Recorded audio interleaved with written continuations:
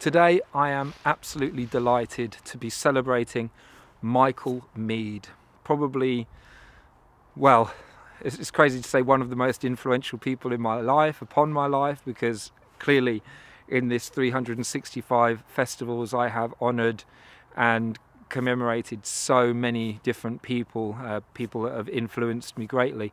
But Michael Meade is an absolutely fantastic mythologist and storyteller who has had a profound effect on me. I'm so grateful for all the research he's done into ancient stories, connecting dots, and being an exponent of the modern and ancient tradition of storytelling. Now, Michael Meade's personal story is absolutely captivating. What I can briefly recall of it, without claiming to be sharing precise details, I believe he got drafted into the United States Army to go and participate in Vietnam. And he had such an inbuilt resistance to following orders that he was struck out of various, what would you call them, battalions or sections of the army, and was finally condemned to solitary confinement for his refusal to follow orders. And he, strangely, considering he had Irish origins, found himself doing an ancient Irish practice of protest, of personal protest, which is to refuse food. And so he began to fast and spent many, many days in solitary confinement fasting. And I can't remember the number of days, but it was quite impressive. I'm pretty sure he was just fasting from food, but it might have even been nil by mouth. And it eventually came to the attention of some of the higher ups in the services, who discovered that this man was at risk of dying in solitary confinement in a military prison for his unwillingness to follow orders.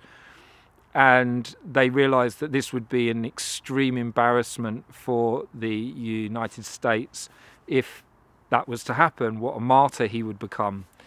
And so he was, if I remember correctly, this guy, who also became quite famous, a general or so, came to the prison to see him, and he was released, and he was brought back from, I believe it was Vietnam, under military escort, because he was obviously seen by a lot of soldiers and veterans as being abhorrent for not having joined the draft, for not having fought for his country.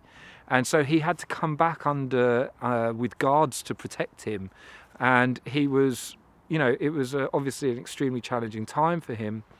He then, that whole encounter then put him on his path and caused him to do a great deal of research into what was going on in his life, and it was from that point that he started working a lot with veterans, and then the rest is kind of history. Now, Michael Meade, there's a lot of material of his that you can find online. A real pearl amongst all of it is the story of the half boy story. But there's so much beauty. Almost anything that you can explore of his is well worthy of your attention. And I'm so glad that he's still alive and still sharing his work with so many people. Michael Meade is someone who I will treasure for the rest of his life. I'm so glad that there's so many recordings that will outlive him even after he leaves us. And so I can't say much more about him other than to say today I'm celebrating Michael Meade, and I'm very, very grateful for the influence that he's had on my life. The one last thing I'll add is it's from him that so much of my material about genius has come from.